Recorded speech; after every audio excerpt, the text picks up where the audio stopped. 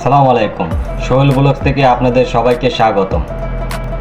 আমরা এখন ইউটিউবে ঢুকলেই দেখতে পারতেছি নানান ধরনের প্রবাসী সংগঠন বাংলাদেশে তৈরি হয়েছে। গত 16 বছরে যাদের চেহারা আমরা কোনোদিনও একবারও দেখতে পারিনি। এইসব সংগঠন আসলে বানাইছে কে? আপনারা এই ভিডিওটা দেখেন তো আপনারা কেউ চিনতে পারেন নাকি এদের? আন্দোলন যেটা হবে সেটা হবে অন্যরূপ অত্যাধুনিক আন্দোলন, সেটা হবে আমাদের ধরে নিতে পারেন রেমিটেড শাটডাউন। আমাদের 11 দফা দাবি না হলে আমরা অবশ্যই আমরা এটা আমাদের প্রস্তুতি আছে, আমরা যে কোনো দিন শাটডাউন ঘোষণা দিতে পারি। এই হলো বাংলাদেশের এখন বর্তমানের পরিস্থিতি। তাই এইসব ভুয়া সংগঠন থেকে আমাদের বিরত থাকতে হবে। আপনারা যদি এদের কেউ চিনে থাকেন তাহলে অবশ্যই কমেন্টে জানাবেন। আর যারা প্রবাসী ভাইরা আছে সবাই যার যার জায়গা থেকে সতর্ক থাকতে হবে। এইসব ভুয়া সংগঠনের পাল্লায় আমরা যাতে না পড়ি। এরা বাংলাদেশে একটা নতুন ব্যবসা শুরু করছে।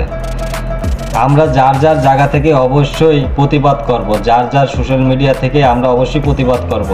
আমাদের প্রবাসী ভাইরা যারা আছেন, যারা বাংলাদেশে অনেক জায়গায় অনেক সমস্যায় পড়তে হয়, অনেক সময় এয়ারপোর্ট থেকে শুরু করে নানান জায়গায় অনেক সময় সমস্যা পড়তে হয়। বেশিরভাগ বাংলাদেশে দেখা গেছে একটা প্রবাসীরা যখন বাংলাদেশে যায়, আর এটা যদি কোনো গ্রাম অঞ্চল হয়, ওই এলাকার কিন্তু অনেক পুলিশ বাহিনী আছে, যারা একটা চক্র আছে যারা অনেক সময় প্রবাসীদের হয়রানি করে থাকে। আসলে এইসব ব্যাপারটা নিয়েও ডক্টর ইউনূস সাহেবকে ভাবতে হবে, চিন্তা করতে হবে। বাংলাদেশে যত প্রবাসী ভাইরা আছে সবার একটা নিরাপত্তা ব্যবস্থা করতে হবে। আপনারা যারা এই প্রবাস থেকে এই ভিডিওটা দেখছেন তাদের এই ডিসক্রিপশনে একটা নাম্বার দেওয়া আছে, আপনারা সেইখানে আপনাদের ব্যক্তিগত অভিযোগটা আপনারা জানাতে পারেন। অবশ্যই আপনাদের মনে রাখতে হবে এই নাম্বারে আপনারা শুধু নিজের ব্যক্তিগত কথা আপনার ভয়েস রেকর্ডে পাঠাবেন।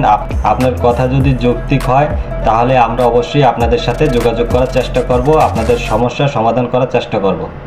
আপনারা যে কোনো জায়গায় যে কোনো এম্বাসিতে যদি আপনারা হয়রানির শিকার হন, অবশ্যই আপনারা এই নাম্বারে আপনাদের সমস্যার কথা জানাবেন। আর আপনাদের কাছে যদি কোনো ভিডিও ফুটেজ প্রমাণ থাকে অবশ্যই এই নাম্বারে আপনারা পাঠাবেন। সবাই ভালো থাকবেন, এই চ্যানেলের পাশেই থাকবেন। এই চ্যানেল সবসময় প্রবাসীদের নিয়ে কথাবার্তা বলেছে, এখন সবসময় বলবে। সবাই সাবস্ক্রাইব করে এই চ্যানেলের পাশে থাকার চেষ্টা করবেন। ধন্যবাদ সবাইকে।